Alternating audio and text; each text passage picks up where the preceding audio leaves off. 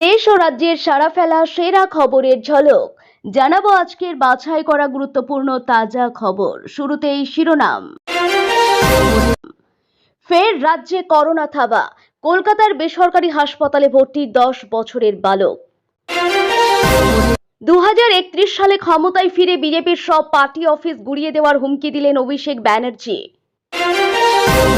আজ কলকাতায় Amit Shah smart border থেকে আমুলের মেগা প্রকল্প নজরে শাহের রবি বছরীয় ঠাসা কর্মসূচি।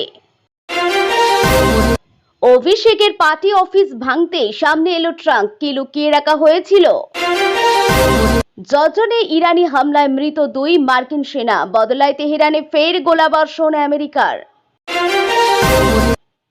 আসছি বিস্তারিত খবরে।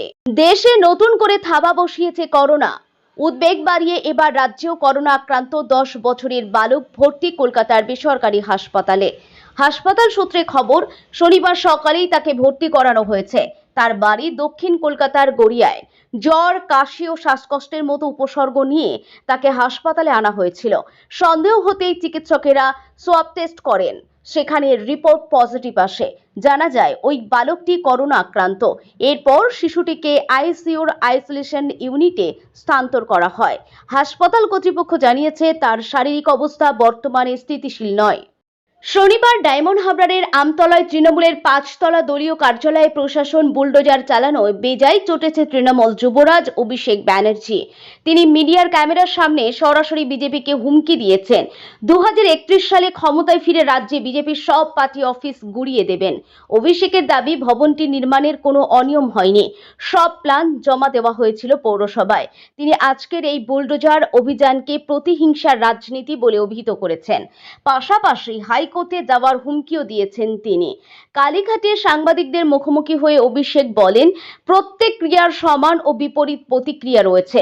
যে আইনে ওই কার্যালয় ভাঙা হয়েছে 2031 সালে সরকার বদল হলে সেই একই আইনে ব্যবস্থা নেওয়া হবে এবং বিজেপির একটিও দলীয় কার্যালয় থাকবে না। অভিযোগ, প্রশাসনিক অভিযানের সময় কয়েকজন বিজেপি নেতাকর্মী মুখ ঢেকে কার্যালয়ের ভিতরে ভাঙচুর চালিয়েছেন। ঘটনার ভিডিও তার কাছে রয়েছে বলেও দাবি করেন তিনি। এই ভিডিও আদালতে জমা দিয়ে সংশ্লিষ্টদের বিরুদ্ধে আইনি পদক্ষেপ চাওয়া হবে বলে জানিয়েছেন ডায়মন্ড হাবড়ারের সাংসদ। জানা গেছে 2017 সালে আমতলার এই কার্যালয় তৈরি হয়েছিল।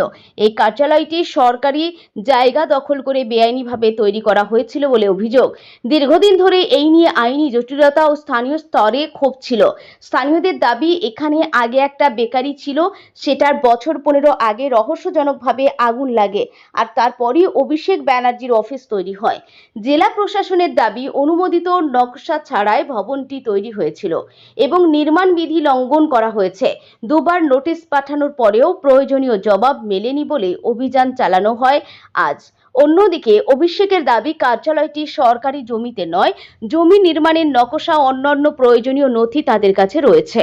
নির্ধারিত দিনে প্রতিনিধিরা প্রশাসনের সঙ্গে দেখাও করেছিলেন বলে দাবি করেছেন তিনি। সমস্ত নথি নিয়ে প্রথমে কলকাতা হাইকোর্ট এবং প্রয়োজন হলে সুপ্রিম কোর্টে যাওয়ার হুঁশিয়ারিও দিয়েছেন। সীমান্ত নিরাপত্তা নিশ্চিন্ত করায় পাশাপাশি রাজ্যের আইন শৃঙ্খলা ব্যবস্থা ও শিল্প উন্নয়নে গতি আনতে দুদিনের পশ্চিমবঙ্গ সফরে কেন্দ্রীয় স্বরাষ্ট্রমন্ত্রী অমিত শাহ। সফরের প্রথম দিনে শনিবার শিলিগুড়ির কৌশলগতভাবে অত্যন্ত সংবেদনশীল চিকেন স্নেক করিডোরে ভারত বাংলাদেশ সীমান্ত এলাকা পরিদর্শন করেন তিনি। ফুলবাড়ি সীমান্তে বিএসএফ এর এক অনুষ্ঠানে যোগ দিয়ে স্বরাষ্ট্রমন্ত্রী অনুপ্রবেশ রুখতে স্মার্ট বর্ডার এবং কোয়াড্রাঙ্গালুরার সিকিউরিটি গ্রিড গড়ে তোলার বার্তা দেন। সীমান্তে ফ্রেঞ্চ ব্রিজ ডিটেকশন ও ইনফ্রারেড অ্যালার্মের মতো অত্যাধুনিক প্রযুক্তি খতিয়ে দেখার পাশাপাশি তিনি প্রায় 77 কোটি টাকা ব্যয়ে বিএসএফ এর একাধিক সীমান্ত ও ফেন্সিং নির্মাণ প্রকল্পের শিলান্যাস করেন।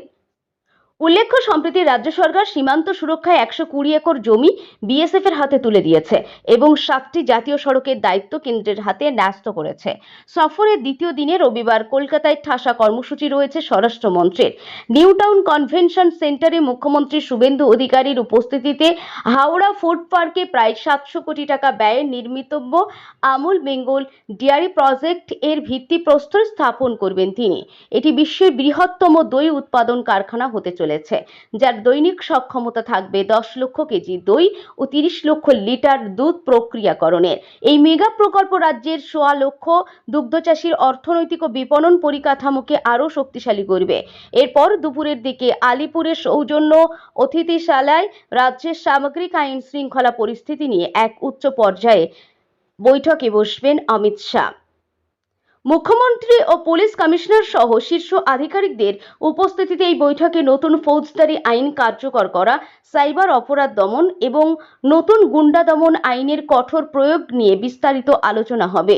পাশাপাশি বাংলাদেশে অনুপ্রবেশকারীদের চিহ্নিতকরণ এবং সীমান্তে কাঁটাতারের বেড়া দেওয়ার জন্য বাকি জমি দ্রুত বিএসএফ এর হাতে হস্তান্তরের বিষয়ে রাজ্যকে প্রয়োজনীয় নির্দেশ দিতে পারেন কেন্দ্রীয় স্বরাষ্ট্রমন্ত্রী। সব মিলিয়ে শাহের এই সফর রাজ্যের নিরাপত্তা ও অর্থনৈতিক ক্ষেত্রে অত্যন্ত তাৎপর্যপূর্ণ। দক্ষিণ চব্বিশ পরগনার আমতলায় তৃণমূল কংগ্রেসের সর্বভারতীয় সাধারণ সম্পাদক তথা সাংসদ অভিষেক বন্দ্যোপাধ্যায়ের পার্টি অফিস ঘিরে শনিবার তৈরি হলো ব্যাপক চাঞ্চল্য। প্রশাসনের তত্ত্বাবধানে বুলডোজার চালিয়ে ভেঙে ফেলা হলো ওই কার্যালয়। অভিযোগ, প্রয়োজনীয় নির্মাণ অনুমতি ছাড়াই বেআইনিভাবে ভবনটি তৈরি করা হয়েছিল।